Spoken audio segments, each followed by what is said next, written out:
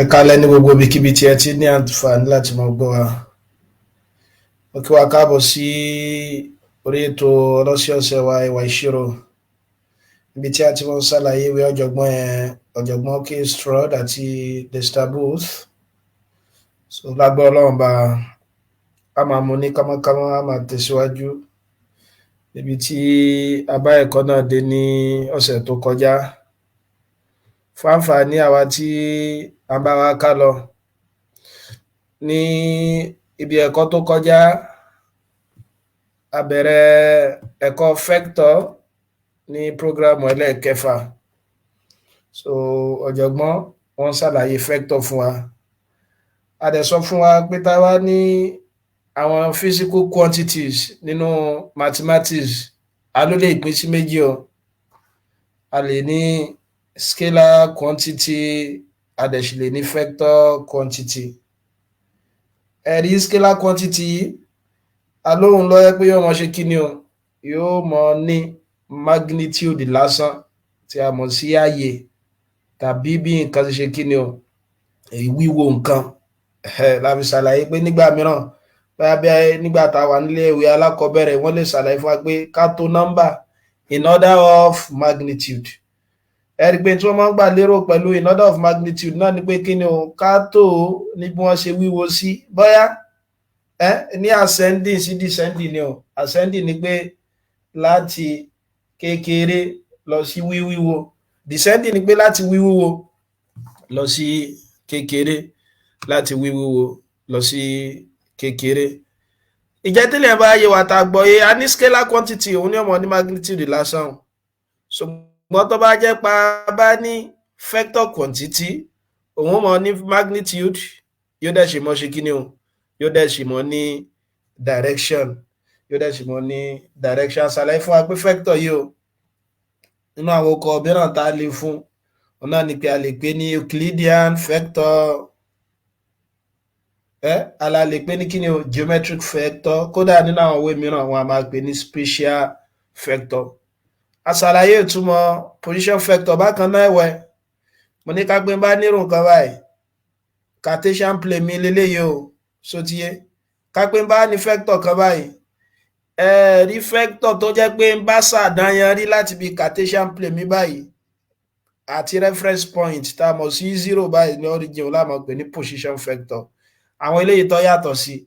àní wọn mọ̀ jẹ́ free vector. A ṣàlàyé bá ṣe lè mọ ro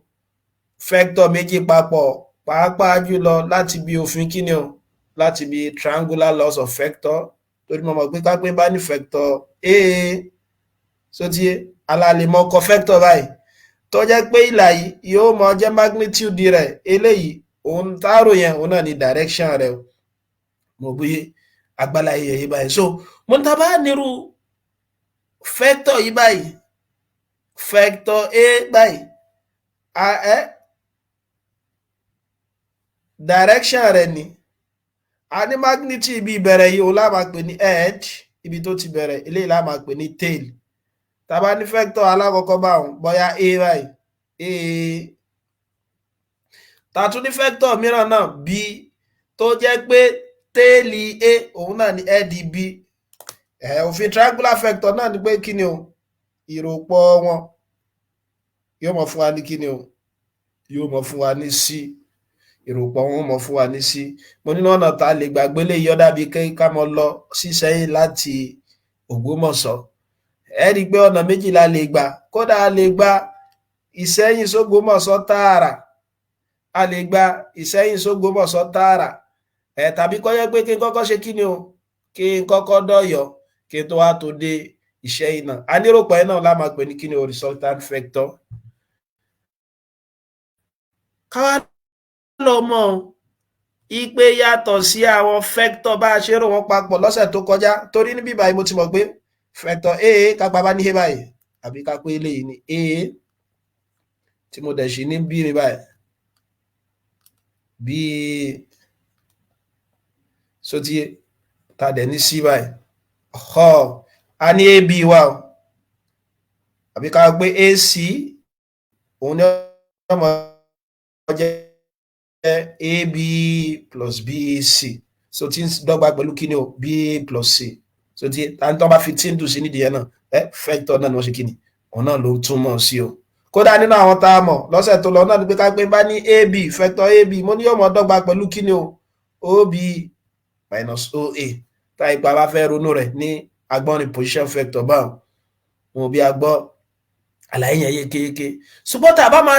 bá fẹ́ ṣe báyìí ní gbogbo ìgbà a tún lè mọ ronú kọ́mpónẹ́ǹtì ní pé kíni o àwọn ẹ̀ka ìpín àwọn àkójọ àbá ní vector kan báyà kíni o ìpín wọn a lè mọ ronú rẹ̀ nípa unit vectors o tẹ́ bá gbàgbé ẹgbẹ́gbà tí mo ń ṣàlàyé unit vector lọ́sẹ̀ tó lọ pé tá a bá ní unit vector mọ̀ túmọ̀ ọ̀rọ̀ láti bí ọ̀rọ̀ fúnra lára rẹ̀ òun náà ni vector kan tó yẹ pé kíni o ó ní magnitude 1 so vector tó yẹ pé ó ṣe kíni o vector tó yẹ pé ó ní magnitude 1 vector tó ní magnitude 1 gẹ́gẹ́ bí àpèjúwe ní ìsìn ẹ́ rí pé vector a lè ní ó lè jẹ́ column vector bẹ́ẹ̀ tí bá ní i pé mo ní vector kan ní ìsìn ìyìn tó ń túmọ̀ sí ní bíbáyìí òun náà ní pé ká pé bá ní mò ń ṣe ní x axis lásán tí mi ò ṣe kí ni o tí mi ò gbé dé y axis ajá sí pé tẹ́lẹ̀ bá jẹ́ wà gẹ́gẹ́ bí àpèjúwe tí magnitude bá jẹ́ wà gẹ́gẹ́ bí àpèjúwe mo lè mọ̀ pé lẹ́yìn ní unit vector torí kò ṣe kí ni o kò kó ẹ̀sì sínú tẹ́ bá gbàgbé lọ́sẹ̀ tó lọ tẹ́ pé mo ní tá bá ní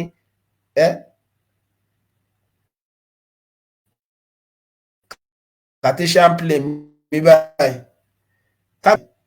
tẹ́lẹ̀ dẹ̀ ṣe kí ni o so tí eléyìí bá jẹ́ 3 eléyìí vector yìí báyìí tó jẹ́ pa ní kí ni o ní x axis ó 2 ud rẹ̀ ó jẹ́ 2 but àlàyé tá a ṣe bí báyìí ni pé tó wáyé pé bá ní x axis lásán tó wá jẹ́ pé magnitude rẹ̀ 1 ló jẹ́ so ti yé bá ẹ rí pé mo lè kọ́ báyìí tí ó mọ̀ jẹ́ 1 0 kódà ó lè wà ní y axis bákan náà so ìyẹn mọ̀ jẹ́ kí ni o 0 1 tàbí tó wáyé pé bá ní 3 orthogonal bases àbí 3 orthogonal vector báyìí pé x àgbẹ̀ bá ní x y z tàbí tó wáyé pé bẹ́ẹ̀ ṣe mọ̀ náà ni pé kí lè jẹ́ x tí lè dẹ̀ sì jẹ́ y tí lè jẹ́ z bẹ́ẹ̀ ni ibi báyìí tó wáyé pé i ajá sí pé unit vector ní direction i ní direction x lélẹ̀ tẹ́lẹ̀ náà jẹ́ unit vector ní direction kí ni o ní direction y kápápẹ́lẹ́ ní j tẹ́lẹ̀ ní direction kí ni o ní direction ní direction z so ti ẹ mọ́ gbàgbé mo ní láti bíbáyìí sí bíbáyìí so ti yé báwọn so òun ni la fi ṣe ajá sí pé tí bá fẹ́ ṣe ìtumọ̀ àbí bá fẹ́ sọ̀rọ̀ púpọ̀ lórí vector yìí mo lè sọ pé kí ni o kápẹ́ xi mi báyìí jẹ́ ẹ̀mọ̀ pé ó lè jẹ́ xi plus yj iye unit tó ní kápẹ́ láti bíbáyìí sí bíbáyìí kápẹ́ 3 ni o ajá sí pé mo lè sọ pé lè jẹ́ 3i mo bóyá wà báwọn so but x la fi perí rẹ̀ yóò jẹ́ xi plus yj then plus zk ẹgbà define vector tá a máa ronú báyìí òun náà ni pé a ronú component yẹ lágbọ́n ní unit vector iná ìdí ọ̀jọ̀gbọ́n sọ nínú ìwé wọn pé tá a bá ní position vector op tó yẹ gbà lè define rẹ̀ lágbọ́n ní magnitude àti direction rẹ̀ ẹ má gbàgbé ká aláma sọ pé magnitude a máa fi r denote rẹ̀ adé mọ̀ fi títà a máa fi denote kí ni o direction wa so ti bá ọ yà ẹ wo nǹkan báyìí ká pé mo ní nǹkan báyìí mo ní y axis mo dẹ̀ ṣe kí ni o mo dẹ̀ ní x axis ó yá ká pé vector kan tó dé bí báyìí tí mo ní vector op mi báyìí ẹ má gbàgbé yóò ní magnitude rẹ̀ níbẹ̀ ni direction rẹ̀ dẹ̀ ṣì ni ká pa pé ní p mo bóyá bá ẹja sọ pé eléyìí jẹ́ r ṣe ìpàdé bí báyìí sí bí báyìí vector kan lòun náà ká pa pé òun ní a so yé wa báwọn àti bí báyìí sí bí báyìí bákan náà wẹ̀ vector kan lòun náà ká pa pé eléyìí ní b so ti yé báwọn ẹ rí i pé op tẹ́ bá fẹ́ ronú òfin yẹn gan láti bí triangular law of vector ṣe pé mo lè ní op tí a rún bí báyìí yóò mọ dọ́gba pẹ̀lú kí ni o a plus b so yà bó ṣe jẹ́ a plus b torí pé kí ni o tí n bá lọ láti bí báyìí sí bí báyìí ó dọ́gba pé kí n kọ́kọ́ lọ láti bí báyìí sí bí báyìí plus àti bí báyìí sí bí báyìí mo rò bó ti yé báwọn ṣùgbọ́n ní sí báyìí o op kápóhun ó ń ṣe déédéé pẹ̀lú vector a ní direction x báyìí ṣe pé direction x ló wà kápẹ́ bá ní rmc kó jẹ́ op a times direction rẹ̀ kápẹ́ pé direction rẹ̀ ní I so ti yé báwọn kápẹ́ pé direction rẹ̀ ní I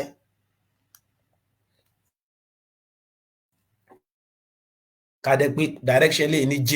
ajá pé ọmọ jẹ́ ai plus bj eléyìí tí ń ṣe kíni o ẹ mọ̀ pé op mi jẹ́ arúgbó so ai plus bj so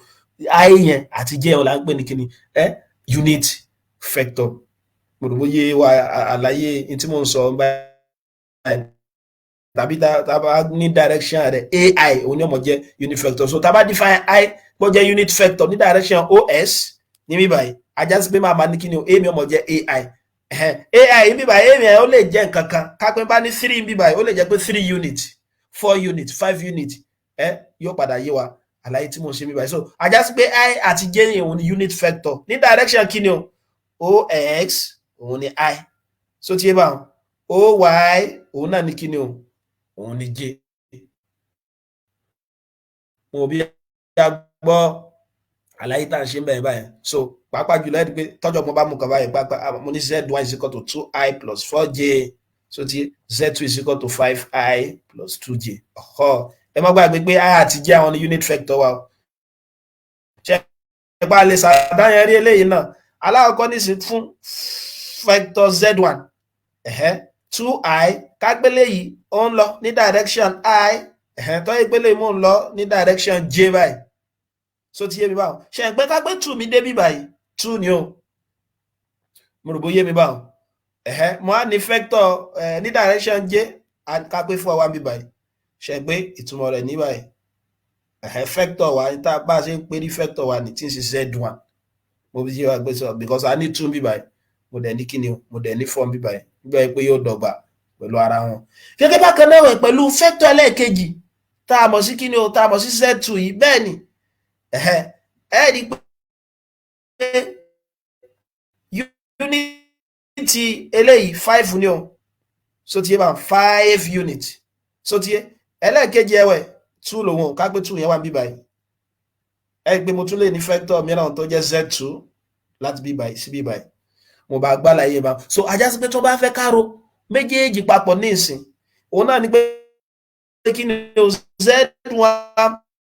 plus z2 mi ọ̀yà èwo ló wà ní direction I ní ìsìn so ti ẹni pé 2 plus 5 ni o yóò jẹ́ 2 plus 5 tó wà ní direction I then plus 4 plus 2 tó wà ní kíni tó wà ní direction j ilé ọmọ fún wa ní 7i plus 6j mo bí ẹgbàláyé yẹn tó bá ní ẹrù nǹkan papọ̀ omi ìgbẹ́ ẹ̀mọ̀ ọ̀rọ̀ àwọn component àwọn ìpín tó ẹ́ pé wà ní kíni o direction s axis ìpín tó ẹ́ pé wà ní kíni o direction y axis bákan náà ìpín tó wà ní direction y axis bákan náà gẹ́gẹ́ bẹ́ẹ̀ náà ní tó bá ní kẹyọ kù náà pé z2 minus z1 ọ̀yà ẹ yọ ìpín tó wà ní kíni direction x axis ó ní pé along I so tí wà ní direction I ẹ yọ wọn kù náà àwọn ó dẹ́ṣin ní yóò jẹ́ 2 minus 5i then bó ni ó ṣe jẹ́ okay z2 minus z1 ni z2 minus z1 ni kí ni z2 mi ẹ máa gbọ́ ẹ jẹ́ fún wa ní nǹkan mi ká pé z1 mi jẹ́ z1 is equal to 3i plus 2j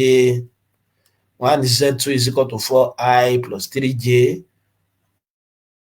ọ̀yà kí ni ṣe pé wọ́n jẹ́ kí ni o 4i plus 3j minus 3i plus 2j ọ̀yà àwọn tó jẹ́ direction I yẹn á kó wọn papọ̀ 4 minus 3i àbí fún mi I so tí bá plus j I plus j kódà mẹ́ta bẹ́ẹ̀ a lè ṣe bẹ́ẹ̀ ká pé mo nírú nǹkan báyìí z1 is equal to 5i minus 2j mo tún ní vector mìíràn ṣe pálí a lè ṣàdáyẹrí rẹ̀ nínú graph 3i plus 3j 4i minus j ẹ̀dìbẹ̀tẹ̀ bá ṣàkíyèsí ọ̀jọ̀gbọ́n kọ 1j ìtumọ̀ náà ni pé unit vector náà so ti wà torí direction a ní direction ṣùgbọ́n magnitude rẹ̀ náà jẹ́ 1 so kí ni z1 plus z2 plus z3 ká mọ́ dára láàmú ṣe pé yóò mọ jẹ́ kí ni o 5i àwọn tó jẹ́ direction kí ni o i yẹn kó wọn jọ plus 3i plus 4i ajá sí pé ká tó tiẹ̀ lo òórùn kankan papọ̀ ní ìsìn àwọn lẹ́mọ̀ consider àwọn tí wọ́n jọ ní direction kan náà so ti bá ẹ rí pé direction i à ń kó wọn jọ ẹ mọ̀ kó èyí tó jẹ́ kí ni o tó ní direction j náà ẹ kó wọn jọ yóò jẹ́ minus 2j àbí ó di minus 2 minus ij so ti yé mi wá so ilé ọmọ jẹ́ 12i àbí eléyìí 3 minus 2 1 1 so yóò mọ̀ fún wa ní kí ni o 0j so ti yóò mọ̀ fún wa ní kí ni 12i lásán mo bí agbálàyé tí a sì yẹn yékéyéké gẹ́gẹ́ bẹ́ẹ̀ náà nílé tí wọ́n bá ní oa is equal to 3i plus 5j àbí wọ́n dẹ̀ tún fún wa ní kí ni o vector ob ó jẹ́ kí ni o 5i minus 2j ìbéèrè wa ní pẹ̀wà ab ẹ má gbàgbé ab ẹ wo ṣe pé mo lè ṣàdáyẹrí rẹ̀ láti bí báyìí ṣe pé position vector ká pé a ní àbí so ká pé b ní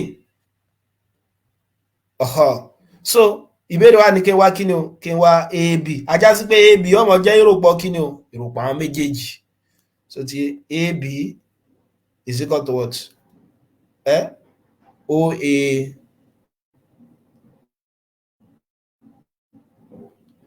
ara ok ab wọ́n fẹ́ ká wá ṣe pé nínú ta sábà mọ̀ tẹ́lẹ̀ ni pé ab mi yóò mọ̀ jẹ́ kí ni ob minus oa àbí pẹ̀lú ta kọ́ lọ́sẹ̀ tó kọjá so ti yé mi báwọn so torí tẹ bá ṣàkíyèsí rẹ̀ dáadáa ṣe pé ó lọ láti bí báyìí pẹ̀lú òfin yẹn ab ní báyìí so oa ṣàkíyèsí direction rẹ̀ oa plus ab tẹ́lì eléyìí òun lọ́jọ́ ẹ̀dì eléyìí so tí bá ẹgbẹ́ oa plus ab òun ló fún wa ní kíni òun ló fún wa ní ob so tí oa plus ab òun ló fún wa ní ob láti bí báyìí mo lè sọ pé ab mi jẹ́ ob minus oa bí mo ṣe rí nìyẹn so tí kí dẹ́ ni ob mi ẹgbà ní 5i minus 2j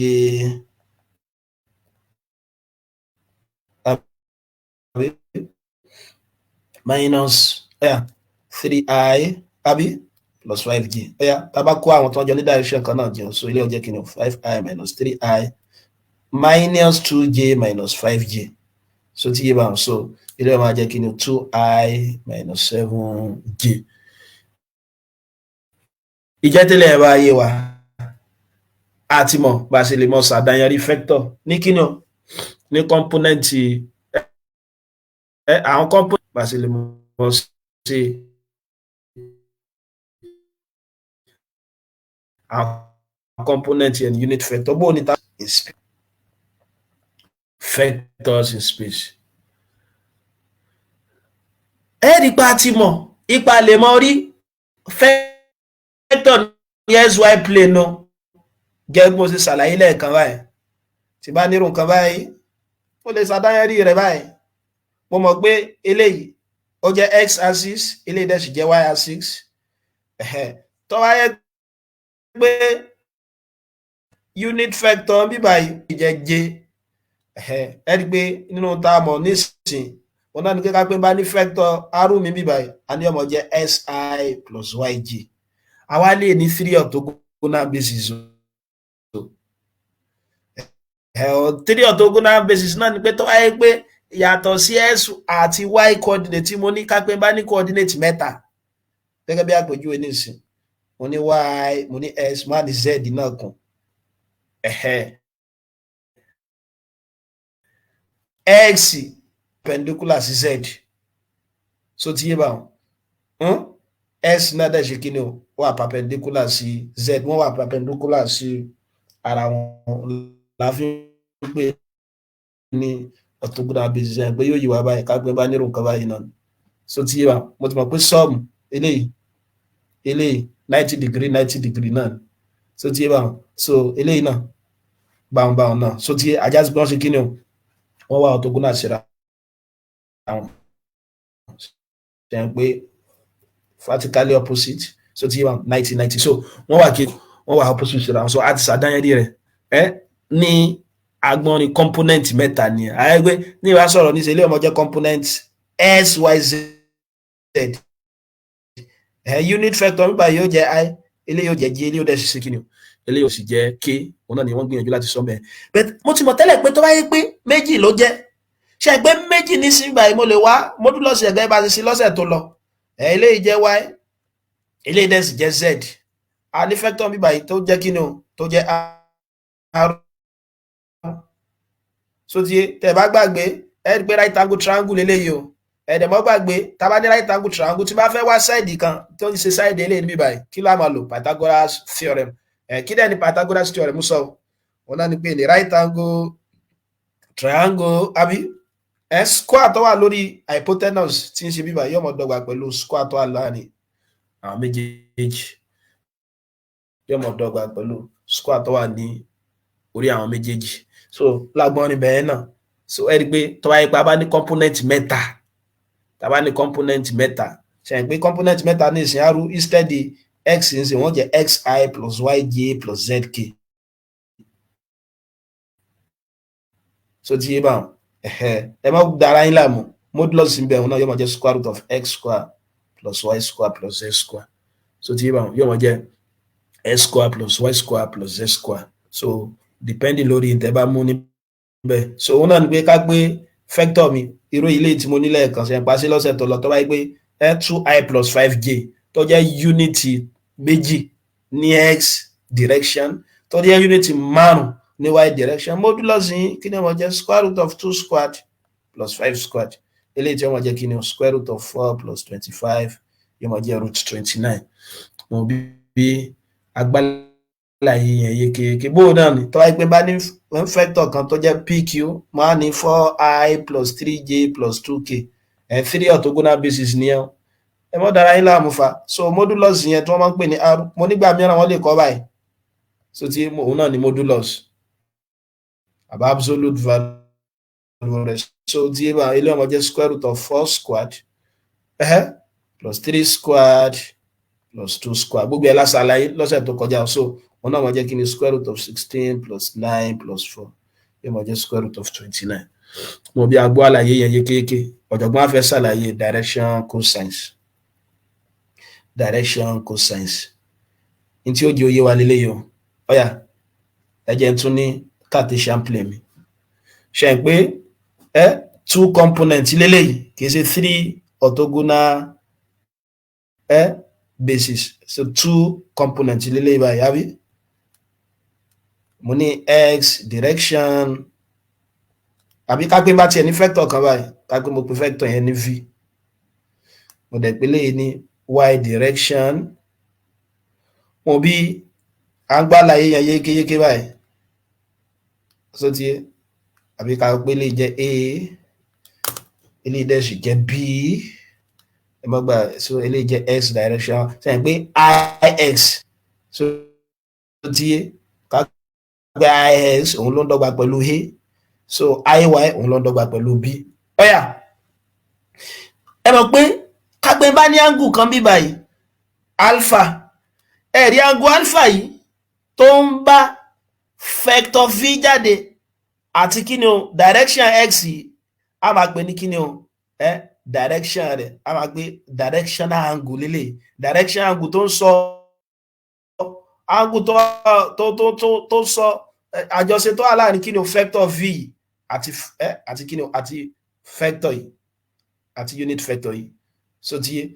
kápẹ́ máa nírun nǹkan báyìí nísìn ẹ má gbàgbé o kápá pélé ní r ẹ má wò mo ní irú nǹkan báyìí kápá pélé ní r báyìí tí ń ṣe hypotenuse wa ṣe pé mo ní angle bí báyìí so ti yé ibi tí right angle triangle wa kọjú sí òun la hypotenuse mi angle bí báyìí opposite ilé ìjẹ́ adjacent pé láti bí báyìí mo lè sọ pé kí ni o cos theta mi àbí cos alpha mi kó mọ jẹ́ kí ni o ẹ má gbàgbé sókà tó a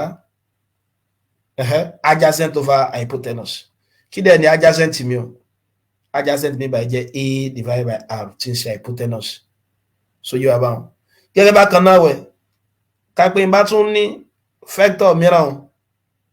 ṣe ìpele ìlélẹ́ ìbáyìí kápẹ́ bá pé angle bí báyìí kápẹ́ bá pò ní beta ṣe pé angle rẹ̀ tí mo fi ń ronú rẹ̀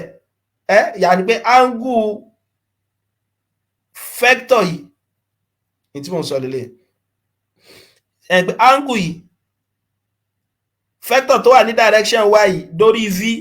position vector tí mo ní bí báyìí ṣe pé beta ni so tí èmi báwọn kápẹ́ bá nírú nǹkan báyìí yá mo tún lè ṣàdáyẹrí eléyìí náà tí ó wà báyìí mo bó tí èmi báwọn hypotenuse mi náà ni o torí right angle mi ti wà ń bí báyìí mo bí agbọ́ àlàyé tí mo ṣe yékéyéké so angle kan lélẹ́yìí báyìí angle kan òun náà ni eléyìí báyìí so tí mo sì ti mọ̀ pé bí tangle mi bá kọjú sí òun ní ọmọ jẹ́ opposite eléyìí ni adjacent báyìí so ta ló lè sọ tí cos beta mi ò jẹ́ adjacent over hypotenuse yóò mọ̀ jẹ́ b over r bákan náà òun náà ni pé kápẹ́ bá ní vector kó pé mẹ́ta bá ní z mi bí báyìí so tí yé bá so instead bí kápẹ́ mo tún ní vector tó wà ní kíni o ní direction z bí báyìí kápẹ́ òun jẹ́ c gbé pẹ̀lú tí mo ti ṣe bẹ́ẹ̀ náà nísìn kápẹ́ angle tọ̀dọ̀ tóun kápẹ́ mo pé angle rẹ̀ ní gamma so tí yé bá kápẹ́ mo pé angle rẹ̀ ní gamma ṣe pé láti ibi báyìí àti bí vector yìí sí bí báyìí òun lélẹ́yìí kápẹ́ òun ní gamma bí báyìí ẹ̀jẹ̀ pé ní kọjá gamma so tí yé bá pé mo lè sọ pé cos gamma mi náà mọ̀ jẹ́ kí ni c over r so yóò mọ̀ jẹ́ c over r tẹ́ bá wo pẹ̀lú àlàyé eléyìí tí mo ṣe kí ni o eléyìí tí mo ṣe níbẹ̀ náà lẹ́ẹ̀kan kí lẹ wá ṣàkíyèsí ṣe pé láti bíbá mo lè sọ pé a mi ẹ máa wo a mi lélẹ́yìí mo ní hypotenuse mi bíbá yìí so ti cos mi nígbà pé opposite lélẹ́yìí so ti la fi ní kí ni o ka adjacent a over hypotenuse r eléyìí jẹ́ kí ni adjacent b over r eléyìí dẹ̀ sì jẹ́ kí ni c over r so adjacent a mi bíbá yìí ó lè jẹ́ r cos alpha kí b mi ọmọ jẹ́ kí ni o r cos beta kí c mi ọmọ jẹ́ kí ni o r cos gamma so ipò jẹ́ pé vector tí mo wá consider ní ìsìn ov ni o ṣe pé vector ov tí ó mọ dọ́gba pẹ̀lú kí ni pẹ̀lú r ṣe pé tí bá ṣàdáyẹrí rẹ̀ ní space tí mo wà yìí ṣe yọ́ mọ jẹ́ kí ni o ai kápé direction yìí báyìí wọ́n bínú kápé ilé jẹ́ i ilé jẹ́ j ilé ìdẹ́sì jẹ́ k ajá sí pé wọ́n ní si plus yj plus zk àbí mo dẹ̀ ti mọ̀ pé si mi jẹ́ a plus b plus c tàbí tí bá ti ẹ̀fẹ́ dára mi láàmú ẹ jẹ́ nǹkan ọ̀wọ́ ìgbà pé ai àbí plus bj plus ck ká fi sọ direction tọ́kọ̀ọ̀kan wà tá fi sọ direction tí ọ̀kọ̀ọ̀kan wà ṣe pé magnitude wọn nísìn yóò jẹ́ r square àbí pẹ̀lú àlàyé tá sílẹ̀ kan yóò jẹ́ square root of a square plus b square plus c squared lọ́tọ̀ bá ti fún ní kí ló pẹ̀ kò ní gba square mọ́ r wọ́n jẹ́ square root of what a square plus b square plus c squared ẹ̀dẹ̀ má gbàgbé níbí báyìí tàbí kí n dágbára pé r square mi jẹ́ a square plus b square plus c squared tẹ̀ bá dẹ́ gbàgbé a mi níbí báyìí kí ni o r cos alpha ajásí pé ọmọ jẹ́ r cos alpha everything squared plus kí ni bí mi o r cos beta plus kí ni c mi o r cos gamma everything squared so ilé ọmọ ajẹ́ kí ni r square is equal to r square cos square alpha plus r square cos square beta plus r square cos square gamma ẹgbẹ́ r square kọ́mọ̀ mo lè gbé r square jáde bí báyìí náà ilé ó jẹ́ kí ni o cos square alpha plus cos square beta plus cos square gamma àbí ẹgbẹ́ tí bá divide through by r square ẹgbẹ́ yóò jẹ́ r square over r square eléyìí náà jẹ́ r square gbogbo tó wà bí báyìí over r square yóò gẹ̀rà wọn kí ni ó kún bí báyìí 1 ajá sí pé mo lè sọ pé kí ni cos square alpha mi plus cos square beta mi plus cos square gamma mi ó fún mi ní 1 so tó bá fún mi ní 1 tó bá jẹ́ wípé nísìn bí báyìí kápẹ́ bá ní kí ẹ lì mi kó mọ jẹ́ cos alpha kí ẹ mú mi kó mọ jẹ́ cos beta kí ẹ ní mi kó mọ jẹ́ cos gamma ṣe pé eléyìí padà nísìn yóò mọ fún mi ní kíni o l square plus m square plus n square eléyìí tó jẹ́ 1 àbí so ti ẹ̀dẹ̀mọ́ gbàgbé nígbà yìí pé ẹ lì wa gangan nísìn tó jẹ́ cos alpha ní bí báyìí so ti yé wa tó jẹ́ cos alpha ní bí báyìí ṣe pé a over r ni l jẹ́ a over r ṣe pé ẹ mú bí báyìí tó jẹ́ cos beta kí dẹ̀ ní cos beta bí báyìí náà b over r ajá sí pé ẹmú náà jẹ́ b over r ẹni náà jẹ́ kí ni o c over r rí àwọn eléyìí báyìí r ni o l ni o m ni o àti ẹni yẹn o àwọn mẹ́tẹ̀ẹ̀ta yìí òun là ń pè ní kí ni o àwọn mẹ́tẹ̀ẹ̀ta yìí báyìí à ń pè wọ́n ní direction cosines wọ́n pè direction ẹ̀wọ̀n àti vector yẹn cosine wọn so ti bá direction cosines tí r mi dẹ̀ sì jẹ́ kí ni o square root of a square plus b square plus c square ó mọ́ sábà jáde dára wọ́n lè ní ká wá direction cosine ẹ wo ilé nísìn ká pé r mi ó jẹ́ 3i minus 2j plus 6k kí bẹ́ẹ̀ ni wàá sọ pé find the direction cosine kódà ìbùkátà láti mọ̀ ọ̀sẹ̀ yá gbogbo ń tayà lẹ́ẹ̀kan so ti nísìn báyìí mo ti mọ̀ pé èmi jẹ́ 3 component yìí so b mi jẹ́ kí ni o minus 2 c mi dẹ̀ sì jẹ́ 6 so ti yé mo dẹ̀ mọ̀ pé r mi ọmọ jẹ́ square root of 3 squared plus minus 2 squared àbí plus 6 squared ilé ọmọ jẹ́ kí ni o 9 plus 4 plus 36 yóò máa jẹ́ square root of 49 tó jẹ́ 7 ajá sí pé r mi jẹ́ 7 tó ti yé báwọn so kí ni ẹlí yóò máa jẹ báwọn ẹ má gbàgbé pé ẹlí yóò máa jẹ́ kí ni a over r ẹ mọ́ máa jẹ́ kí ni o b over r ẹ náà máa jẹ́ kí ni o c over r kí dẹ̀ ni a mi 3 over 7 kí ni b mi minus 2 over 7 so ti yé eléyìí ń ṣe l ẹni mi dẹ̀ jẹ́ kí ni o 7 over 7 so ti yé báwọn so ṣé 7 ni àbí 6 over 7 so ti àwọn náà nìyẹn kí ni the direction cosines àwọn léyìn ní kí ni àwọn náà ní direction cosines ẹ̀yà sí fún wa nìkan sí ẹwì léyìn kápẹ́ bá ní 2i plus 5k ẹwọ́rú bèrè kápẹ́ bá ní r is equal to 2i plus 5k kí ni ẹ́lì mi bí báyìí ṣe pé ẹ́lì mi káti ẹ̀ tó lọ ẹjá kọ́ wá in tí kí ni o mọ́ ń bọ̀ ẹjá wá tí modulus yẹn mọ̀ jẹ́ o ẹjá pé ilé jẹ́ a kọ́mọ́ fi dàpọ̀ ṣe pé modulus r yẹn yóò mọ̀ jẹ́ kí ni o square root of 2 squared plus 0 square mọ́ gbàgbé direction j yẹn 0 ni torí àwọn ọkọ̀ ara tí wọ́n bá ti kọ́ ara 0 lẹ́kọ̀ọ́ sí plus 5 squared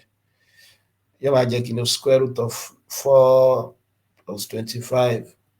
square root of 29 mo bá gbọ́ àlàyé yẹn yéké báwọn ó ti yé báwọn mo dẹ̀ mọ̀ pé eléyìí ẹ̀lì mi nìsín yóò máa jẹ́ a over r m mi b over r n mi yóò máa jẹ́ c over r kí dẹ̀ ní yé wa 2 root 29 tá a lè tún kọ́ gẹ́gẹ́ kí ni 2 root 29 over 29 bí wọn fún wa 0 ni ajá sí pé ẹmọ́ mọ̀ jẹ́ 0 so ti yé báwọn torí k ní wọ́n tó fún àwọn òfún wa ní component j báwọn so ti ẹni mi máa jẹ́ kí ni o 5 divided by root 29 tẹ́lẹ̀ tó kọ́ gẹ́gẹ́ bí 5 root 29 divided by 29 so ìjẹ́tẹ̀lẹ̀ yẹn bá yẹ wa tàbá gbọ́ yékéyéké torí àkókò ẹja bọ́ sí ìtókùn bẹ́ẹ̀ ọ̀jọ̀gbọ́n fẹ́ ṣàlàyé scalar product of two vectors. ẹ̀rí bá ní scalar product two vector òun náà ni vector tó yẹ pé kí ni o tí bá multiply vector méjì papọ̀ tó wá jẹ́ pé ìmọ̀ ní scalar gẹ́gẹ́ bí kí ni o gẹ́gẹ́ bí èsì mi tẹ́gbẹ́ àmà ní scalar gẹ́gẹ́ bí èsì mi ẹ mọ́ gbàgbé pé mo ń sọ nínú gbàtà ṣe matrix nínú àwọn ìyàtọ̀ tí mo fi mọ́ sọ pé wà láàrin matrix àti vector vector ni scalar ni gẹ́gẹ́ bí nọ́mbà tí bá kọ 5 gẹ́gẹ́ bí àpèjúwe báyìí nọ́mbà ni so ti yé bá bẹ̀ tí bá ní irú nǹkan báyìí 50 vector ni o so ti yé bá ẹgbọ́ agbóyè rẹ̀ láyé gbé tàbá ní row vector a lè ní row vector a lè ní column vector bákan náà so ti yé so kápẹ́ bá ní vector méjì gẹ́gẹ́ bí àpèjúwe kápá ní vector a adẹ̀ ní vector b ẹ wo bí báyìí kápẹ́ vector a ni o adẹ̀ ní vector b bákan náà so ti yé wọ́n á ní ká multiply rẹ̀ ní tí scalar product ń sọ náà ni pé kí ni o magnitude ab cos theta ṣé mọ̀ bí cos theta ń ṣe wá ṣe bí cos theta ń ṣe wá ọ̀yà ẹ jẹ́ ká tún ẹjá ronú rẹ̀ lẹ́ẹ̀kan sí bá ṣe ṣe ẹ wo ilé yìí nísìn kágbẹ̀ bá ní irú nǹkan báyìí mo ní a mi báyìí àbí mo dẹ̀ ní kí ni o mo dẹ̀ ní b mi báyìí ọ̀họ́ kápẹ́ mo nírú nǹkan báyìí mo á ní angle mi báyìí so ti yé báwọn ṣe pé kápẹ́ bá wá cos theta wọn báyìí nígbà pé mo fẹ́ multiply ni kí n tó lè multiply wọ́n gbọ́dọ̀ wà ní direction kan náà ó ní pé mo gbọ́dọ̀ jẹ́ kí léyìí ní direction kan náà ọ̀nà mo lè gbà tí dàdà ngọ́mì yìí tí ó fi ní direction kan náà kò lè rárá ṣe pé tẹ́lẹ̀tẹ́lẹ̀ kápẹ́ bá wá cos ní ìsìn kápẹ́ bá wá cos angle yìí kápẹ́ cos theta so ti yé kápẹ́ bá wá cos angle yìí ẹ mọ́ gbàgbé ní láti bí sókà tó our adjacent over hypotenuse so tí wà adjacent over hypotenuse ajásí pé mo lè sọ pé eléyìí jẹ́ kí ni o eléyìí jẹ́ b divided by a eléyìí jẹ́ b divided by a mo bí a gbọ́ àlàyé yẹn yékéyéké báyìí so láti bí báyìí mo lè sọ pé b mi jẹ́ kí ni o ó jẹ́ a cos theta ajásí pé tó bá yẹ pé ń bá mú vector eléyìí báyìí vector a yìí ìlà yìí tó bá jẹ́ pé òun lọ wá bí báyìí ṣe pé mo ti kọ́ lágbọ́nrin kí ni o mo ti kọ́ bí lágbọ́nrin a nìsín nígbà pé mo mọ̀ pé kí n tó lè rí àwọn méjèèjì multiply wọn gbọ́dọ̀ wà ní direction kan náà so ti ajá sí pé ab mi báyìí yóò mọ̀ jẹ́ kí ni o a kí dẹ̀ ní bí a cos theta òun wọ́n fi mọ́ ń pè ní kí ni o magnitude ab cos theta so ti bá ab cos theta then nínú àǹfààní ìdí mìíràn tó tún fún wọn pé ní scalar product ní pé tá bá multiply àwọn méjèèjì tán ní tí yóò mọ̀ fún mi ní kíni o yóò mọ̀ fún mi ní kíni yóò mọ̀ fún mi ní scalar tí a mọ̀ sí number so tí bá sọ pé ab cos theta so a ó lè jẹ́ projection b lérí ṣe gẹ́gẹ́ mo ṣe ṣàlàyé bí báyìí ṣe pé eléyìí náà ká pé mo fẹ́ wá cos mo fẹ́ wá side bí báyìí náà tàbí mo fẹ́ jẹ́ kí b náà kó mọ wà ní direction kan náà pẹ̀lú a bí báyìí so tí èmi bá wọn nígbà jẹ́ mọ̀ pé bí tí angle mi wà lílé yìí káàkiri bá gbá angle mi náà sí bí báyìí mo bẹ́ ẹgbá láyé tí mo sọ mo dẹ̀ mọ̀ pé right angle triangle kan náà ni so tí so ajá sí pé eléyìí báyìí nìsín ní tí mo ń sọ lílé ní tí mo ń sọ lẹ́ẹ̀kan ní ẹ wo mo ní a mo dẹ̀ sì ní b mo fẹ́ wá kí ni o kápẹ́ mo fẹ́ kí lè ní direction kan náà pẹ̀lú iléeṣẹ́ pé mo lè sọ pé cos theta hypotenuse mi ní àbí eléyìí jẹ́ opposite eléyìí dẹ̀ sì jẹ́ kí ni o eléyìí jẹ́ adjacent ká adjacent over hypotenuse b over a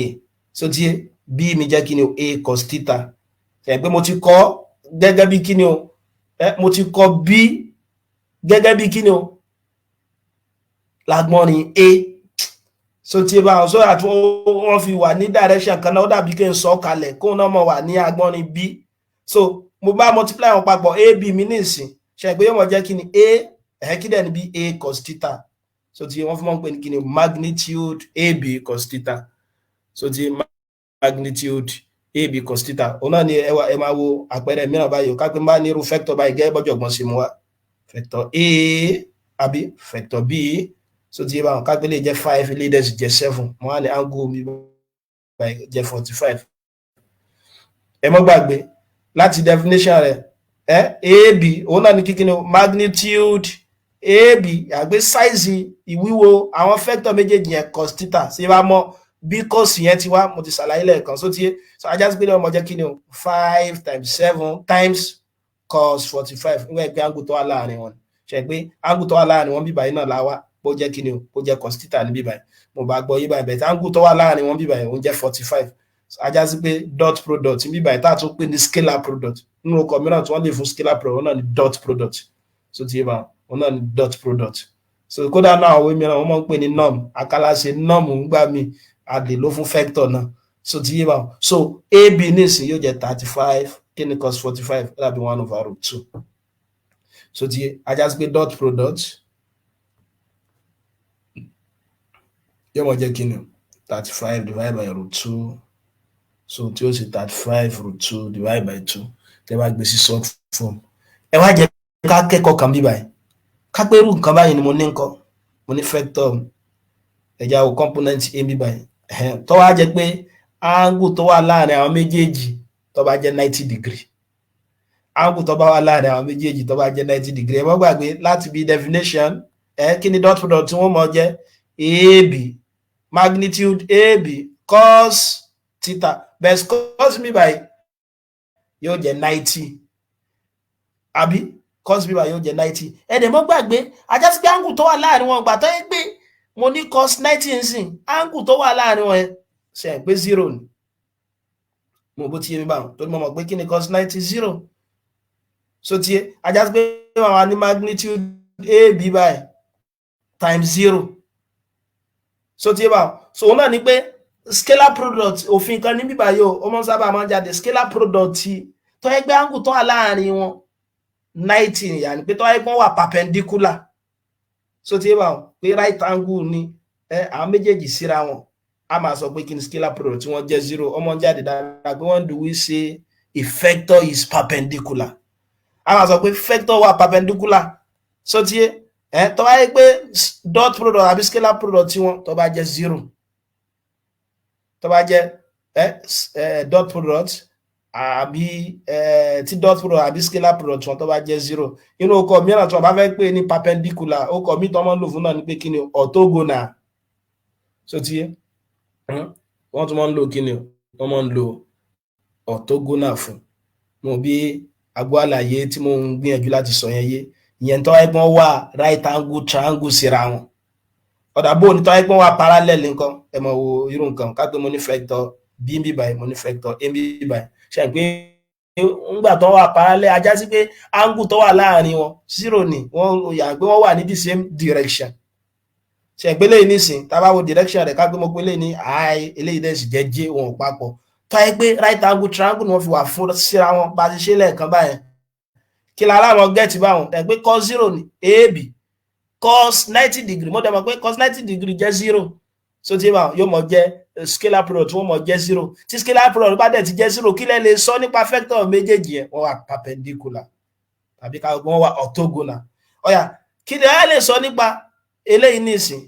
ṣe ẹgbẹ́ ajá sí pé dot product ti vector méjèèjì ab magnitude ab cos theta kí lẹ́ni theta mi bí báyìí theta mi ó mọ̀ jẹ́ 0 so yẹ wá bó ṣe jẹ́ 0 torí wọ́n ṣe kí ni wọ́n wà parallel wọ́n jọ lọ ní the same direction so tí yẹ bá wọn so ajá sí pé ab mi báyẹn náà nígbà pé mo mọ̀ pé cos 0 mi wọ́n à ní o so yẹ mọ̀ jẹ́ kí ni ab báyẹn náà wọ́n fẹ́ mú òfin kan yọ ni o so that a fi kó lákòótán ìtumọ̀ fẹ́ ká gbọ́yé sí ni pé tó yẹ pé wọ́n jọ wà ní direction kan náà bóyá i direction tẹ́ bá multiply rẹ̀ papọ̀ kí ni yóò mọ̀ fún wa ní 1 gẹ́gẹ́ bá ṣe rí mi báyìí angle tó wà láàrin wọn yóò mọ̀ jẹ́ 1 àbí bẹ́ẹ̀ tí wọ́n bá wà ní direction tọ̀ọ̀tọ̀ tó ń wà orthogonal síra wọn àgbóhùn tí ẹ papọ̀ kí lá mọ get pẹ̀lú bá ṣe lẹ́ẹ̀kan yóò mọ jẹ́ 0. Ọ̀yà kápẹ́ máa ní vector méjì nǹkan kápẹ́ mo ní vector méjì báyìí kápẹ́ vector a mi ó jẹ́ a1i plus a2j plus a3k. Kápá ní vector kejì náà tó jẹ́ b1i plus b2j plus b3k. So ti yé mi báwọn. Ọ̀yà ẹja wá dot product tí wọn. Mo fẹ́ fi mú òfin kan wá lákòótán ni o. Ṣe ìpínlẹ̀ ilé jẹ́ kí ni o a1i plus a2j plus a3k dot b1i plus b2j plus b3k. Ọ̀họ́ ọ̀yà ẹja multiply wọn papọ̀. So ilé ọmọ jẹ́ kí ni o a1i no ẹja àkọ́kọ́ mọ́kọ magnitude yẹn a1 b1 ii àbí. So yẹ wa tí mo ṣe mo kọ́kọ́ mélé mo fi multiply rẹ̀ mo gbé direction wọn sẹ́yìn plus a1 b2 ij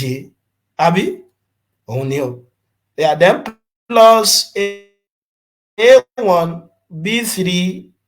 ik. Yeah. Then ẹja mú ẹlẹ́ẹ̀kejì náà a2 yẹ ká fi multiply gbogbo wọn náà jẹ́ a2 b1 ji àbí. Then plus a2 b2 jj àbí. Then plus a2 b3 jk. Ẹ̀yà ẹlẹ́ẹ̀kẹta ńkọ́ òun náà jẹ́ kí ni o a3 b1 ki. So yẹyin tí mo ń ṣe mo mélé náà mo tún fi multiply ilé ìbá.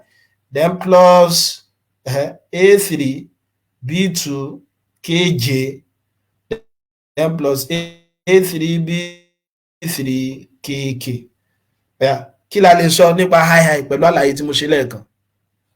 pé i ní ìsìn wọ́n jọ wà níbo wọ́n jọ wà ní direction kan náà àdẹ̀kọ́ lẹ́ẹ̀kan. So ti yé báwọn yóò jẹ́ 1 gbẹ́gbẹ́ direction kan náà ni wọ́n jọ wà cos kí ni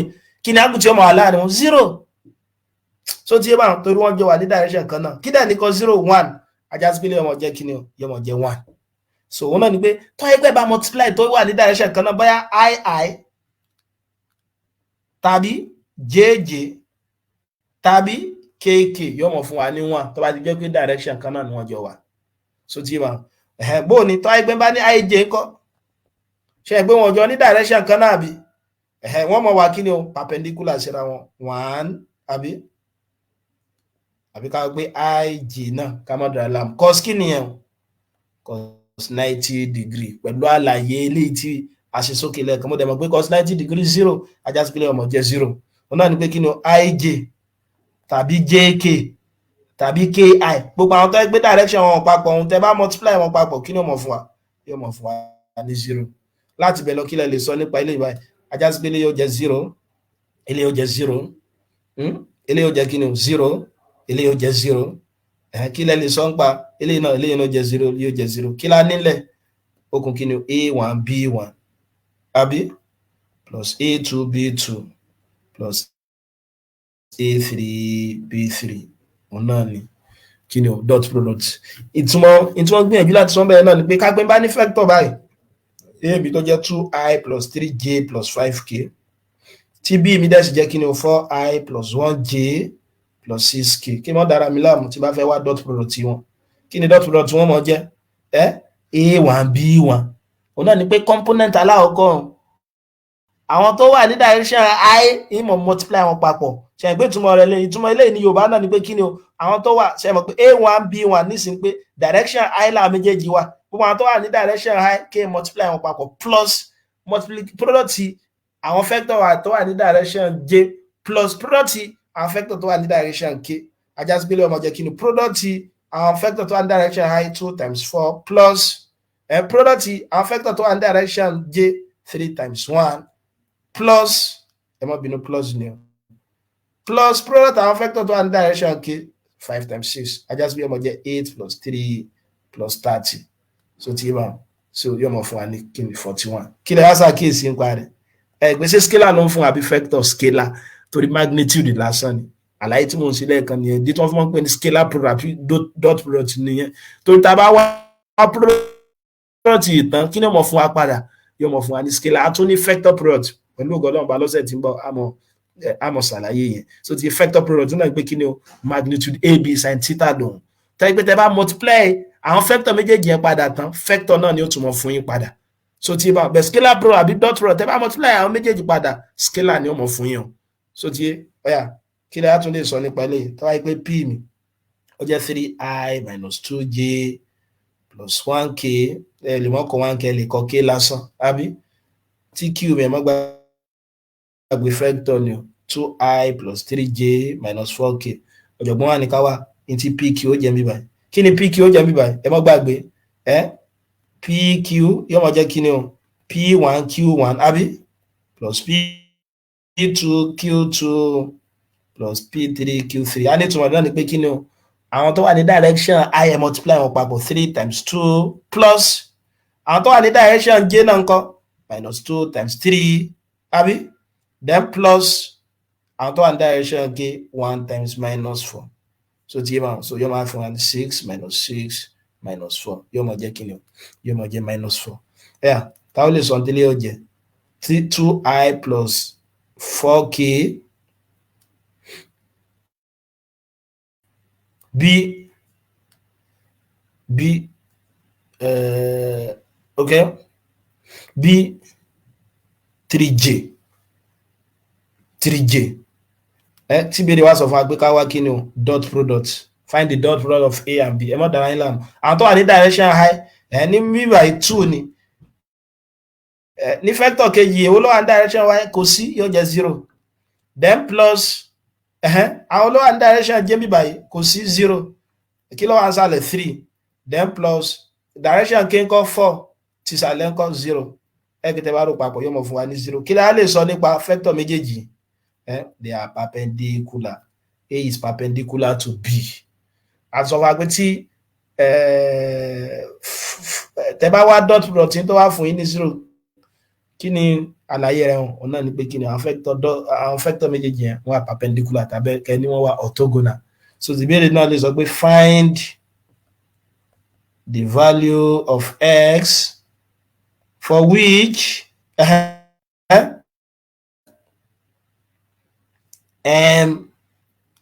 find the value of s for which a vectors a ká pé a mi jẹ́ 2i plus sj tí b mi jẹ́ 3i plus 5k is perpendicular tàbí tí wọ́n ní is orthogonal ẹ mọ́ dára yín láàmú ìyá aláwọ̀ sọ pé wọ́n perpendicular tí dot product wọ́n bá jẹ́ 0 àbí kí dẹ̀ ní dot product tí ń sìn 2 times 3 plus s times 5 ẹ máa multiply àwọn tó ń jẹ́ one direction kan náà papọ̀ bẹ̀ẹ̀ tí nígbà tó yí wọ́n wà perpendicular a equate sí 0 ajá sí pé ọmọ jẹ́ 6 plus 5s equal to 0 so tí bá so 5s equal to minus 6 ajá sí pé s mi ọmọ jẹ́ kí ni minus 6 over 5 so tí yá bá wọn torí àkókò ti lọ púpọ̀ a máa dúró síbí báyìí lálẹ́ kí la ṣàlàyé lónìí wọn náà ní pé a ronú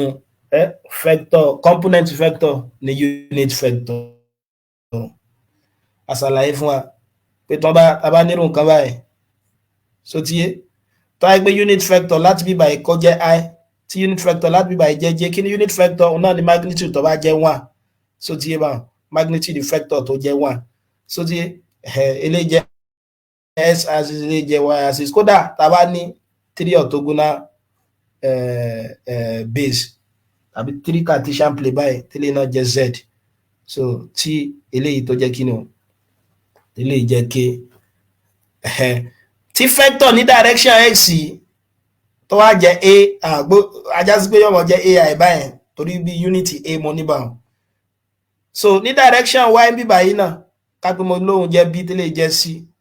ajá sí pé r mi yóò mọ̀ jẹ́ kí ni o ai plus bj plus ck so tí àwa lè ṣe kí ni o a lè wá r tí modulus r nìsín a ní ọmọ jẹ́ square root of what square root of a squared plus b squared plus c squared so square root of a squared plus b squared plus c squared so wọn náà ló gbé bá ní r squared mo bó ti yé so láti bẹ̀ àṣàlàyé tí ń jẹ́ direction cosine wọn tá bá nírú nǹkan báyìí náà bákan náà wẹ̀ mo ti mọ̀ kápẹ́lẹ̀ jẹ́ i tẹ́lẹ̀ dẹ̀ sì jẹ́ j báyìí x y tí mo á ní vector kan bí báyìí tó jẹ́ v kápá angle kan bí báyìí jẹ́ alpha angle kan bí báyìí náà jẹ́ beta angle yìí tó wà láàrin vector yìí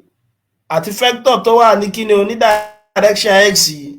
alámàpè ní directional angle so ti yé báwọn but direction cosine ni pé kápẹ́ bá nírú nǹkan báyìí tí vector yìí kápẹ́ mo pè ní r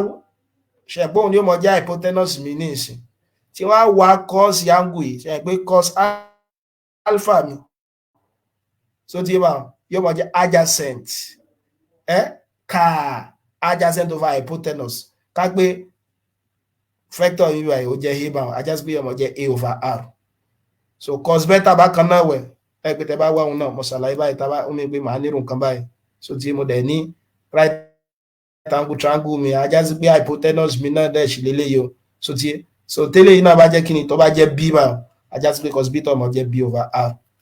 àwọn eléyìí láǹpẹ́ ní kíni o direction cosine kápá pé ní ẹlí báyìí tàdẹ̀ ṣì pé ní kíni ní ẹmu adẹ̀ rí nígbà tá a ṣe lókè lẹ́ẹ̀kan ìpè direction cosine mi o ta ní lmn òun náà ní pé l square plus m square plus n square tó bá yẹ kí wọ́n pé mẹ́ta sẹ́yìn pé n sin tó ń jẹ́ cos gamma tí ó ń jẹ́ c over r tẹ́ bá rọ àwọn méjèèjì gbogbo wọn papọ̀ bá yọ mọ̀ fún yín níwà bákan náà ìwé náà ni pé tó bá yẹ pé eléyìí tó bá yẹ pé méjì náà ni òun náà ni pé l square plus m square náà mọ̀ fún wa ní kíni yọ mọ̀ fún wa níwà tẹ́ bá ṣe dáadáa nínú tá a tún kọ́ wọn náà ni dot product wọ́n sọ fún wa pé dot product òun náà ní kíni magnitude ab cos theta mo ṣàlàyé ó ti jẹ́ pé cos ní angle tó wà láàrin wọn àwa ṣàlàyé fún wa òun náà ní pé tá a bá ní a mi tó jẹ́ a1i plus a2j plus a3k so tí b mi náà jẹ́ b1i plus b2j plus b3k ẹ mọ́ dára yín láàmú fa ab mi ẹ mọ̀ jẹ́ kíni dot product a1 b1 plus a2 b2 plus a3 b3